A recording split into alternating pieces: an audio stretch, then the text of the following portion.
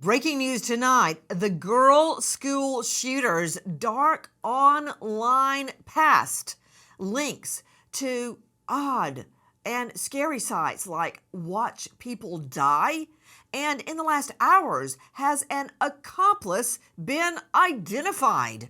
Good evening, I'm Nancy Grace. This is Crime Stories. Thank you for being with us. A Wisconsin school is met with tragedy. A 15-year-old student armed with a 9mm handgun shoots a student and a teacher dead, injuring 6 others. Who is this girl? Just 15 years old, going down in the history books as one of the very few female school shooters?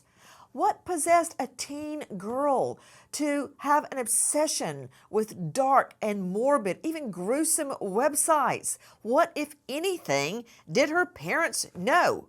As law enforcement desperately seeks a motive for a horrific school shooting at a private Christian school, take a listen to Police Chief Sean Barnes. Today at 10:57 a.m., our team was called to the Abundant Life Christian School in reference to an active shooter. We know that 3 people are dead, including the suspect shooter. We know that the suspect shooter was a teenage student who attended the school. 2 other people have died. That died were a teacher and a teenage student. 6 other people were injured.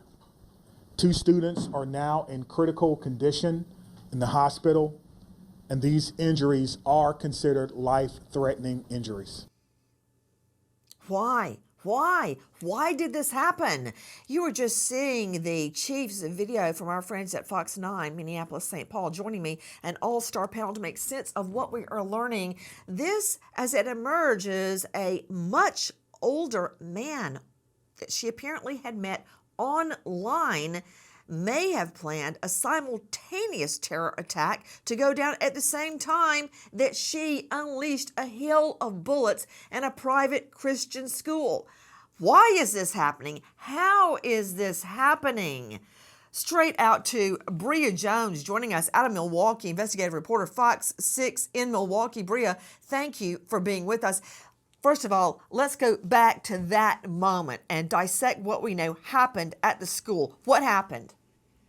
Well, Nancy, authorities say on Monday that 15-year-old girl we know, Natalie Rupnow, they say she went by Samantha. She opened fire inside of a study hall classroom at Abundant Life Christian School. The school is K through 12, about 400 students. This is a private Christian school.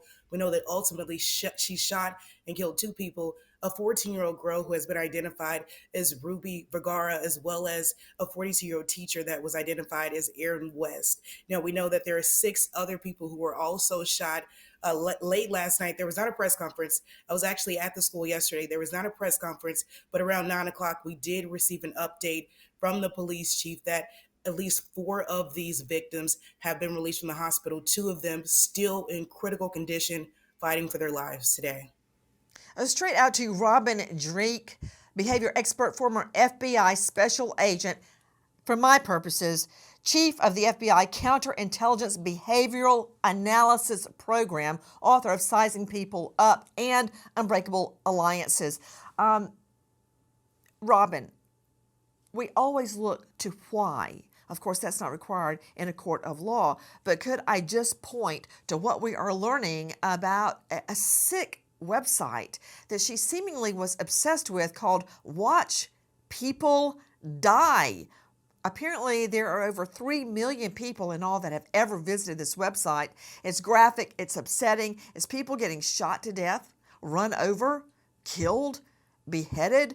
It includes videos of international incidents like the horrible ISIS beheadings we saw over and over and over. And worse, if you can imagine, why is a 15-year-old girl visiting sites like that? Why did she have access to a gun? Why is she wearing a shirt almost identical to the one worn by a Columbine shooter that features some German electro band on it? She obviously was obsessed with them too. And how come nobody knew anything about it? I find that really hard to believe. Well, Nancy, you just hit all the motives right there that police said they're going to be looking for. These things just don't happen. They don't go from zero to I'm a great kid today to I'm going to kill people tomorrow. They are groomed into violence. They're desensitized to violence. The fact that a 20-year-old is corresponding Put with him up. her. Mm-mm. I do not believe that the parents groomed her No, no, into I don't. I violence. I That's don't what think so you either. just said. No, I don't think these that people. school, this No, tiny itty nope. bitty You're Christian right. school, they did not groom her into violence. So who are you saying groomed her into violence? You think the parents went This on and went, sub no look up subculture. beheadings by ISIS? Nope. So, What? so this Columbine effect that happened ever since the Columbine shooting, there's a subculture out there of these people, and you've noted them on social media that are just groomed into this. When you are feeling disenfranchised, when you're feeling like you're bullied or you're going through some traumatic things at home, and you're looking to feel connected somewhere, this is where some of these teenagers are going, and so that's where she was groomed into violence. And so this 20-year-old is part of this network in some way, and I think we're going to start seeing a lot more tendrils come out from there. And so that's what I meant about grooming. It wasn't the parents or anyone in her immediate circle where she was at, because she was pretty disconnected from what we're hearing. Philip Dubé joining me, a high profile defense attorney joining us out of LA. Philip, just take off your defense hat for just one moment. I want to analyze what the chief just said. We don't know about her disciplinary records because we don't have those records. What? Have they ever heard of a subpoena? Get the records. This is a murder investigation. It's not hard to write out a subpoena ducis tecum, which is basically a subpoena not for your testimony, but for your documents. I want to know what the school knew because in this most recent Georgia shooting, remember that? That shooter had just transferred to the Georgia school. And what the Georgia school did not have was his 8-inch thick file on disciplinary problems from his old school. So I don't want to hear, we don't have the records. Get the records. No, I agree with you. The problem is I think there are two types of records that are kept by the school. They have what's called your official record that the district has and the school has right there on the premises. And then they have what we call your traveling file, meaning it contains all the notes from teachers, from the nurses, as opposed to your academic progress, any special needs that you might have in the school. If the traveling file doesn't make it to your next school, then the new school has no knowledge of your history. So I think there should be a change in the law that your school should get your No, traveling no. file. Dubé, you're trying to compare this to the Colt Gray case where there was a mass shooting in a school in Georgia where the file didn't follow him. That is so lame. Why would you have a student in your school that could be a security risk and you don't know anything because you don't have the file? Welcome to the 21st century. This is what happens. One hand doesn't know what the other is doing. It's terrible. You get the official record, but you don't get the traveling file that has nurses' notes, complaints from other teachers, complaints from other kids. Instead, you just have an academic profile of how the kid is doing scholastically. It's a breakdown in communication between the schools. So what does this mean? It means that we need a change in the law. Well, you know what? You can tell that to the families of the two dead victims. Joining me right now, in addition to Bria Jones, Robin Dreeke, and Philip Dubé, Katherine Schweit.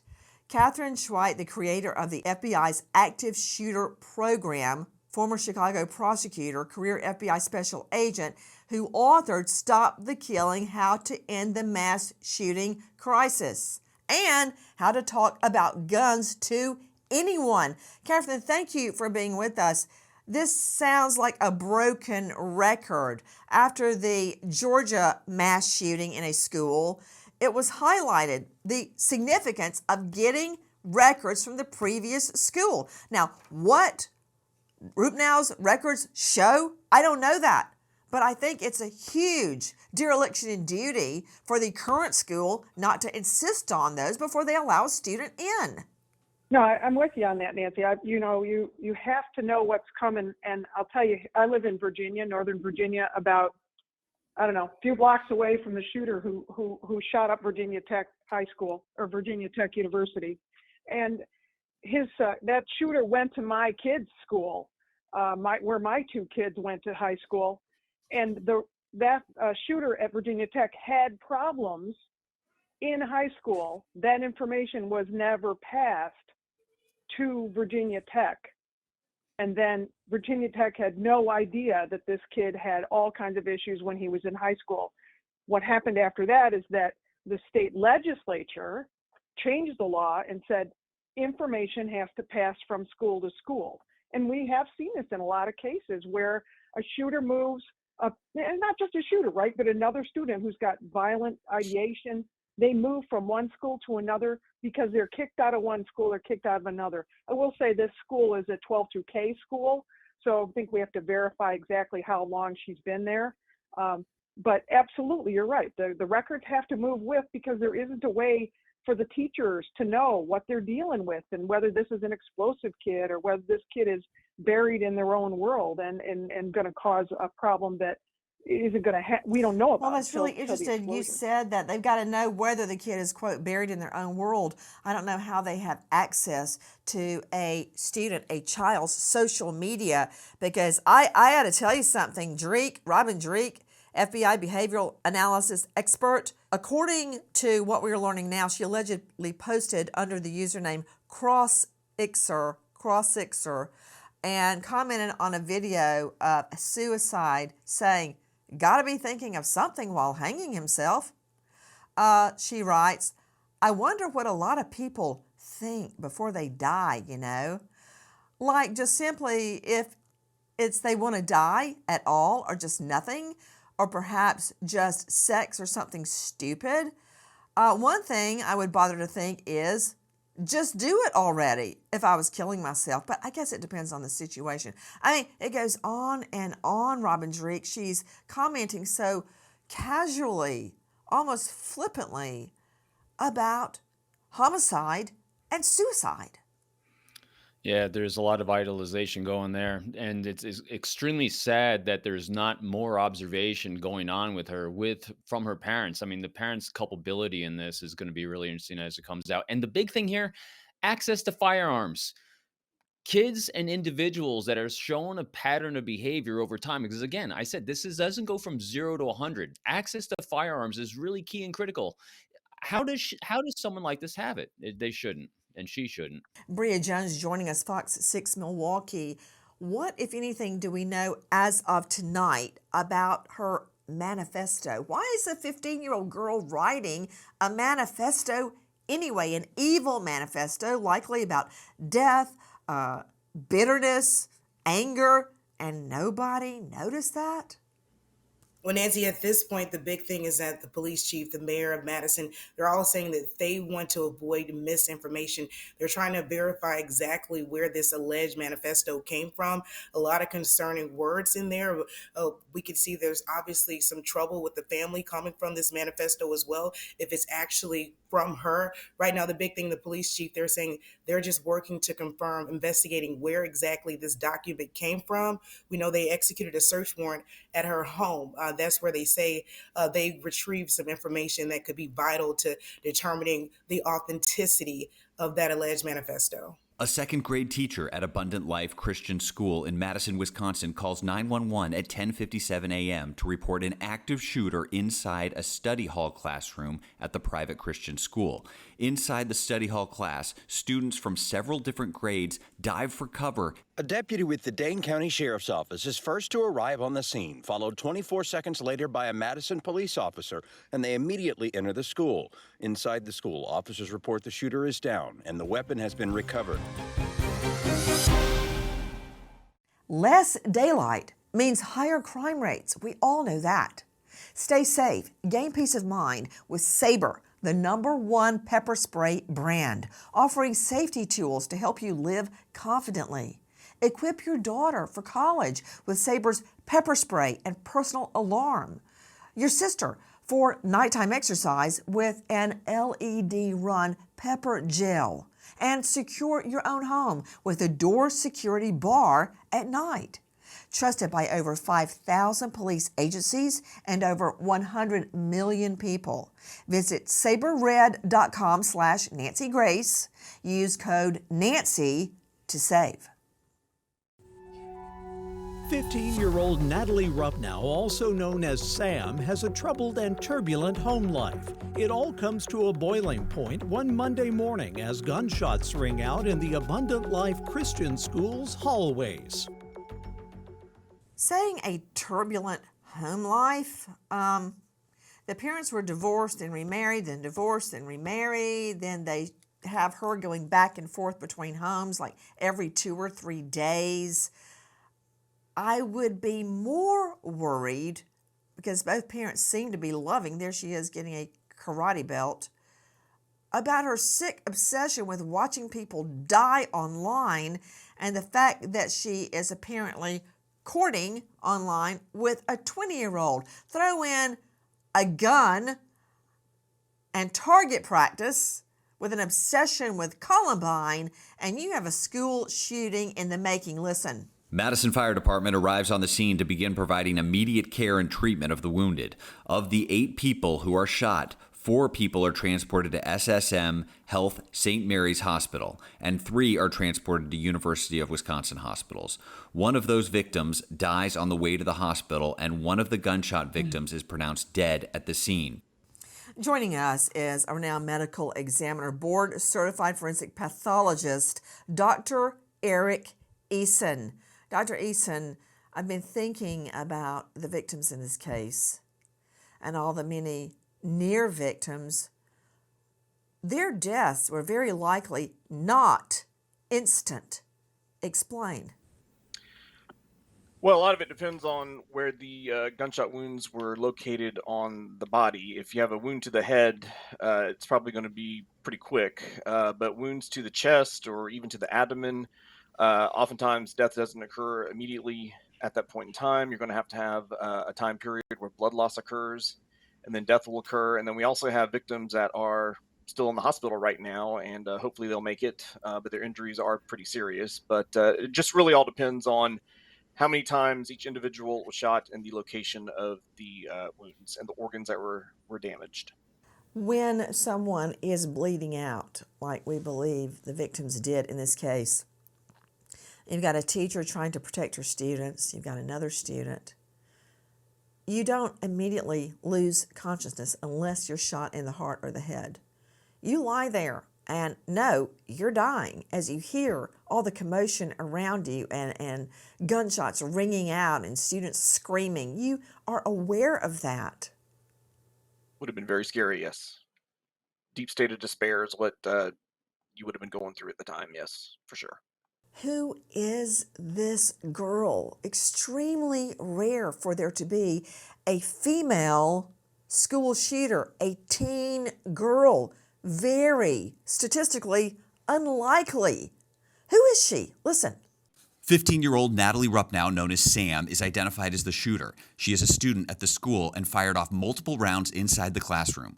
Rupnow dies from an apparent self-inflicted gunshot wound before law enforcement breaches the building. No shots are exchanged between law enforcement and the teen. Sources say Rupnow is known for wearing a collared shirt with a tie, jeans, and combat boots to school and pounding energy drinks. Straight out to Angela Arnold, Dr. Arnold, a renowned psychiatrist, joining us out of the Atlanta jurisdiction. Dr. Angie, wouldn't the parents know, or shouldn't the parents know, if she had a much older boyfriend she says is from Germany? I mean, Nancy, wouldn't the parents have known about any of this? The way she dresses? I mean, all of this indicates to me that no one was paying enough attention to her. She's Well, what's wrong with a white shirt and a tie? I don't understand what the problem is with her wearing a white collared shirt with a tie. What?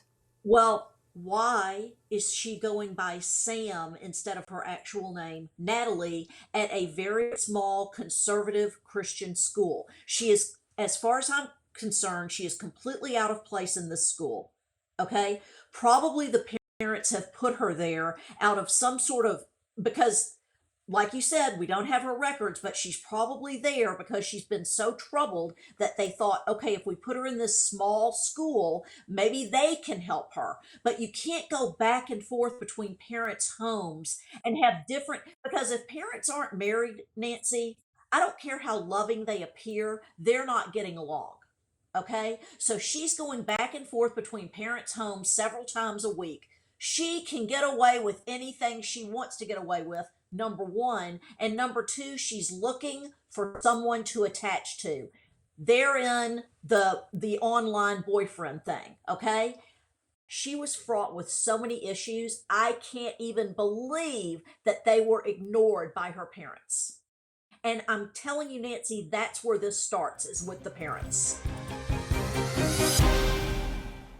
Please join us on our mission to find missing people, especially children, to solve unsolved homicides. If you're on the go, catch us on your favorite podcast app where you can get all of our content where we, in our own way, seek justice.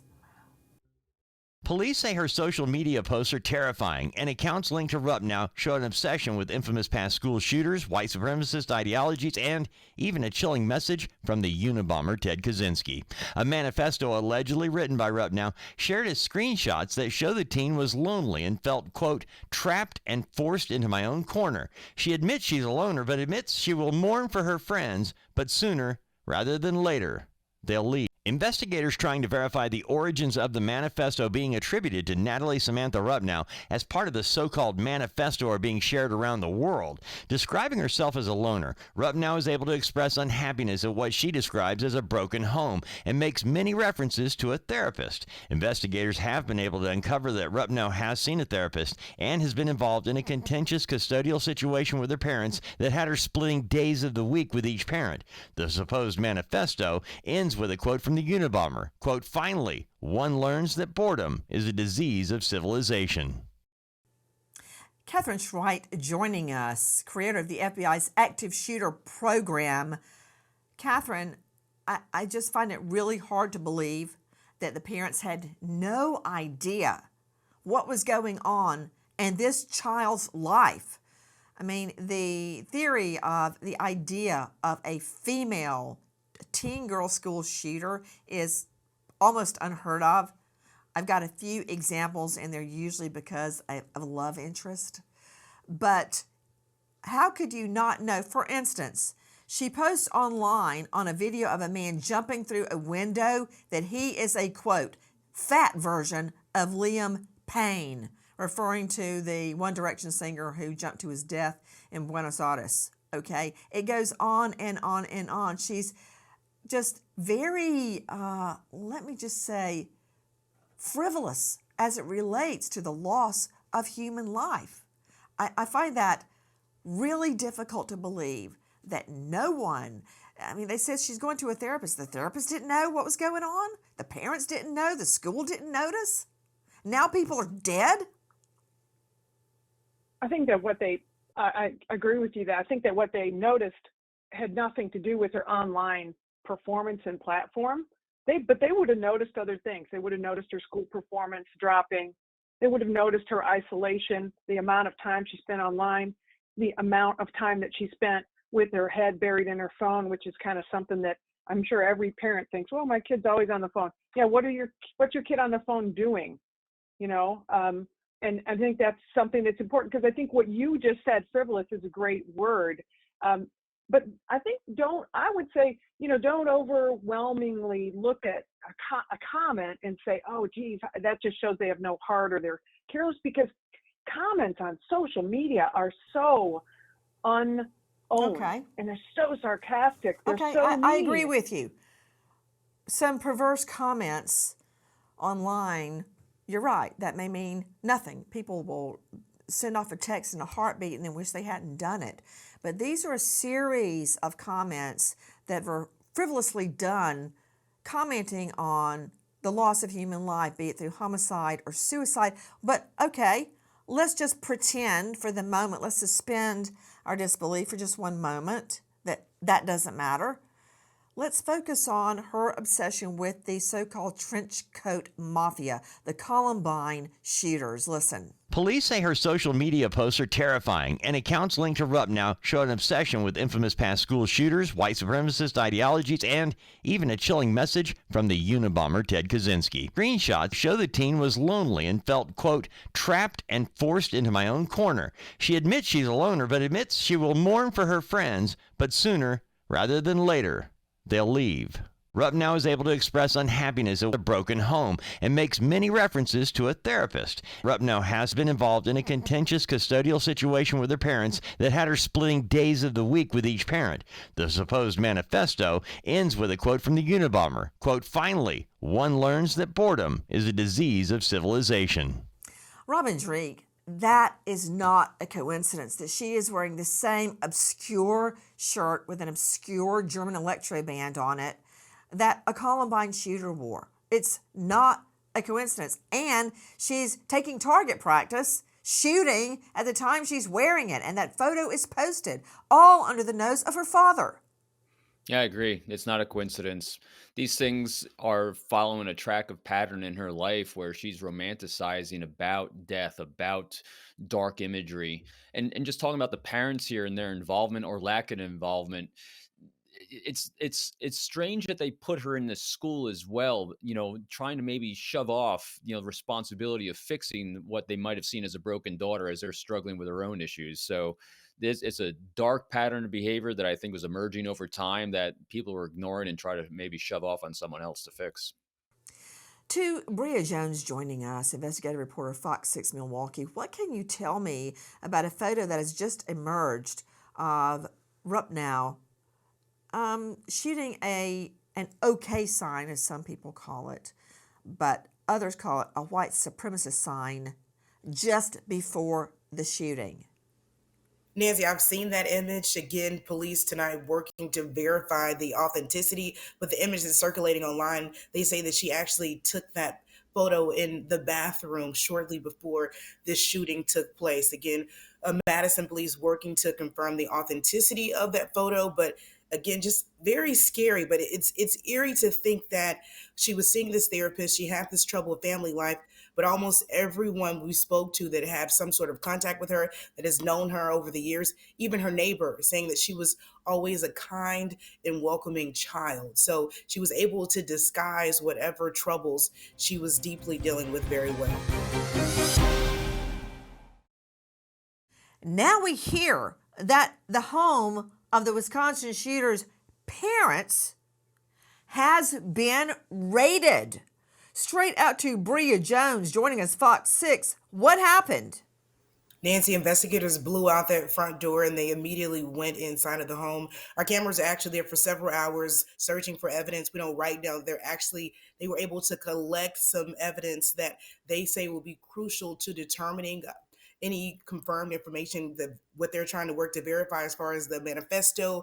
We know now, we learned last night that there were actually 2 guns that were found inside of the school, but only one was used to carry out the shooting at Abundant Life Christian School. So right now, investigators say they're actually working to review and go over any of that information or evidence or findings collected inside of the home during that raid to work together to figure out their investigation. We are showing photos right now as a little girl, even a baby, and everything seems so innocent, so normal. How this went so off the rails, I don't know that we'll ever know the answer to that, but I do know in the raid that Bria Jones is telling us about that law enforcement got electronics, computers, phones, and many, many other items that they went in for. What else did they find in the home?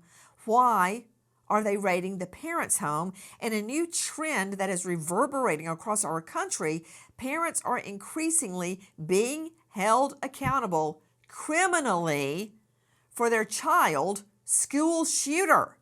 Remember Ethan Crumbley? Listen. The Oakland shooter, the kid, has the 2 parents that are on the run right now. And it said, Oakland County said, call if you see anything. And I just went to go park my car and switch it around at my office. I'm at my office. And there was a Kia that looked like their car.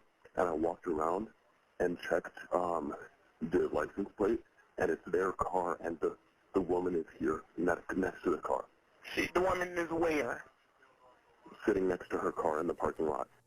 Straight out to veteran defense attorney Philip Dubé joining us out of LA. Philip, holding the parents criminally liable for their child's shooting up a school, their child's murders. That trend is increasing.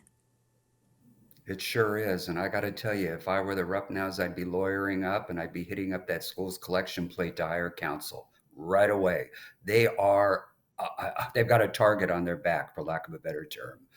What this raid Wait a minute, is did going you to hear that reveal. sound I just played for you? A concerned citizen spots Ethan Crumbley's parents on the run. They knew the gig was up. They knew. Why would they take off into hiding? I'll tell you why. Why? No, I'll tell you if why. they did not feel they were responsible or not guilty of something.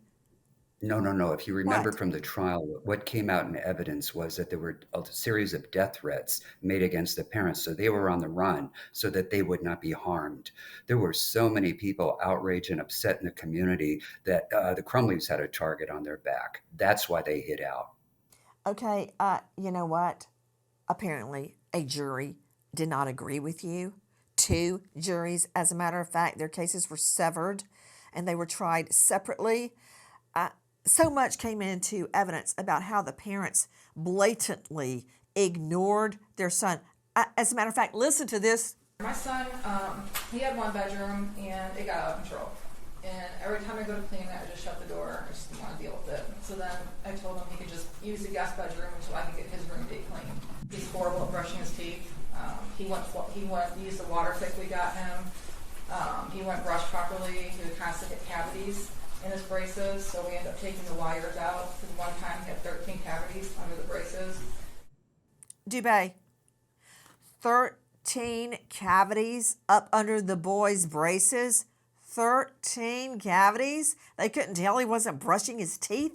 The room was so disgusting, it smelled, and they would just shut the door and walk off.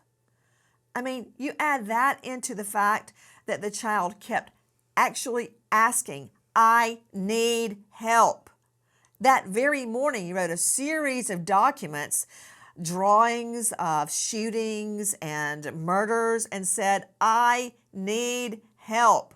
No one will help me. The first victim to be a pretty girl. I'm going to shoot her in the head. What? Nobody saw all this happening? Nobody knew he wasn't brushing his teeth or making his bed? Nobody saw all of these drawings? The thoughts won't stop. Help me. And you're saying the parents were improperly targeted? What I'm telling you is that edentate, decayed mouth is not an element of involuntary manslaughter. The question is, what put them on notice to make them criminally negligent? Dubé, do you have children? I'm just curious. This is why I don't. Right here. I don't want to have to be on the run. So you know nothing about taking a child to the dentist and the doctor regularly, whether you think they've got a problem or not. You know what? I obviously. No, but how does that lead to murder? It's a parent. How does that lead to murder? Dr. Angie, how does it lead to murder? It shows they weren't paying attention to Ethan Crumbley. And while he is sitting in the jail having just shot up the school, they hop in the car and take off 90 mph. It wasn't because they had a target on their back. It's because they knew they were partially responsible. Dr. Angie, can you talk to Dubé?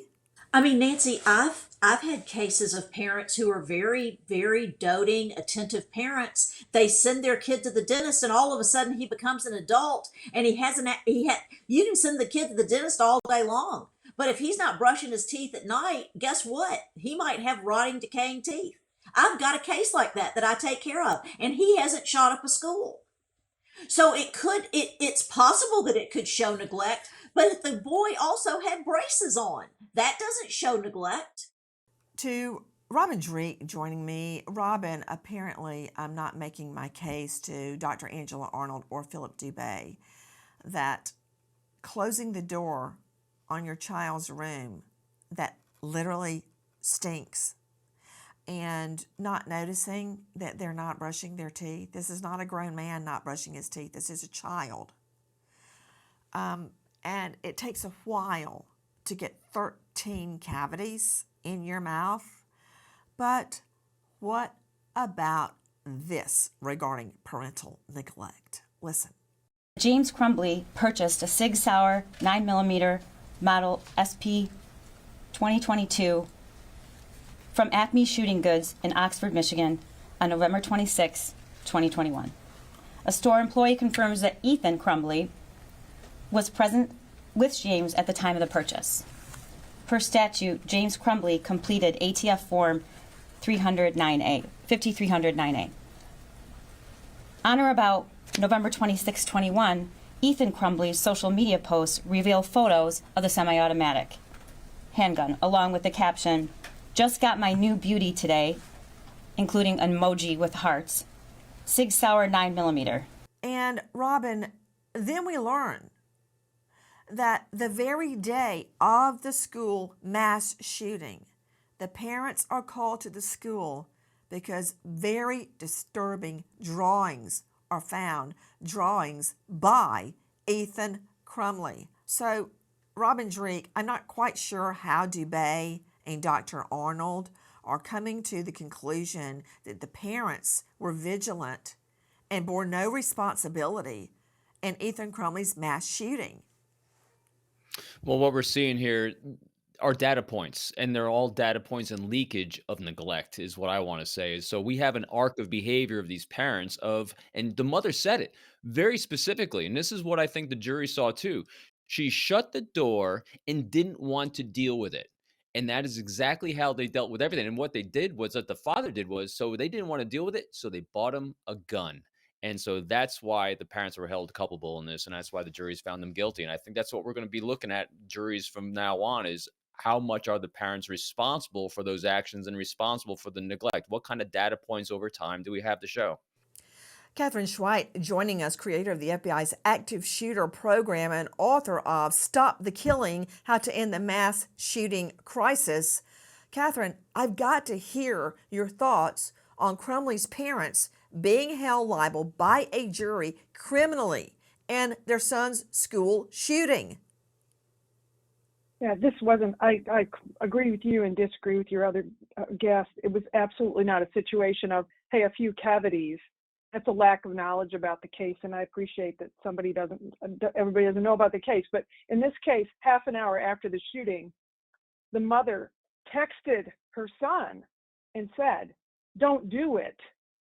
The parents were well aware that their son was on a nosedive down, bought him the gun on Black Friday, after Christmas. She went to the shooting range with him on Saturday, posted a picture bragging about how she was shooting. He posted the picture saying, "Look at my new gun, my new Christmas present." Monday, they were called. She was texted. The family was called to school because he was in school searching to buy ammunition on Monday. And they ignored the school's call, and she texted her son and said, "Don't get caught next time." And then on Tuesday morning, when he drew, as you mentioned, he drew all over a piece of paper in one classroom, and a teacher was able to screen capture it and take it to the office, and they called the parents to the office. The parents never said, "Hey, we just bought this kid a gun." They never said, "Hey, we just bought this kid a gun." And 2 hours later, he's exiting the bathroom shooting people. They knew what was going on. That's why they took cash out of the bank, and they were captured just a couple of miles from the Canadian border. Katherine, what can you tell me about students obsessed, even now, with Columbine, making so-called pilgrimages? Yeah, the problem with the Columbine case is that it has become its own cult. It's like every other great cult movie or every other great product. It has survived 20 plus years, right, of people saying, there are sites now that you can go to that are like, I want to be a schoolshooter.com kind of site. In a rarity in our country and really across the world, a teen girl identified as a mass school shooter. Very, very rare. Right now, we know her parents' home has been raided. Her parents have not been charged in any wrongdoing, and it's been reported they are cooperating with police. But we do know she had a, quote, turbulent home life. Bria, what does that mean? Bria Jones joining me, Fox 6 Milwaukee. What does a turbulent home life mean? Well, Nancy, since 2014, court records show that her parents have been married and divorced twice. We know from this alleged manifesto that police are still working to verify whether or not it actually came from her. We learned there that obviously there is some trouble with the family life. The thing we know, according to court records as well, at some point she was also seeing a therapist that was also referenced in the manifesto that allegedly belongs to her. So we know that she was seeing this therapist. We're not exactly sure why. We know that the mom was also ordered to participate in this therapy as well. From the court records, they also show that the parents split their time with her. So at one point, there was a 2-2-3 schedule that she was sharing with her parents. The latest information that I saw, I think Tuesday night, she was having dinner with mom, and then at least one weekend a month at mom, she was able to be placed with her mother. But we know that primarily custody remained with her dad. They split custody, but she was placed with her father. A neighbor, we went to the home where the raid happened, a neighbor saying that, her father sent her to this school because he thought that this would be a better place for her. So clearly her dad knew that something was going on. It seems to me that she would spend like 2 nights with one parent, then 3 nights with the next, and then it would rotate. So she was going from pillar to post every week of her life. The same thing is alleged in the Colton Gray case, recent school shooter that occurred in Georgia, where he was gifted a gun by his parents. There's Colt Gray right there. He grew into a school shooter. The father in that case has been charged in connection with the deaths caused by his son. A turbulent home life as well. To Dr. Eric Eason joining me, board certified forensic pathologist. When you go into a case and you are determining cause of death or you are investigating the case forensically, does it cross your mind? We see the same thing over and over and over, and this life could have been saved had changes been made. Agree. Yeah, a lot of these deaths are definitely could have been prevented, and that's the interesting thing about forensic pathology. We link up our findings from the autopsy, and we work with public health and other agencies to try and prevent deaths in the future. So we are saving lives, even though we don't actually see patients, but our autopsy information can help prevent deaths like these from occurring. So that's another reason why I chose going into this specialty. Guys, we wait as justice unfolds. And again, at this hour, Rubno's parents have not been charged and are cooperating with law enforcement. If you know or think you know anything about this case, please dial 608-266-6014, including information about her so-called boyfriend egging her on online at age 20. We stop and remember an American hero, Constable Eula Hawkins, Panola County Constable's Office, Mississippi, passing away in the line of duty during a pursuit. 29 years in law enforcement. His son, also an officer, was one of the first to respond to the scene. Constable Hawkins survived by children Wesley and Tiffany. American hero, Constable Eula Hawkins. Thank you to our guests for being with us tonight, but especially to you for being with us tonight and every night. Nancy Grace signing off.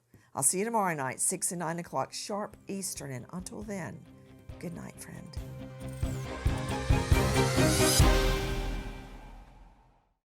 Please join us on our mission to find missing people, especially children, to solve unsolved homicides. If you're on the go, catch us on your favorite podcast app where you can get all of our content where we, in our own way, seek justice.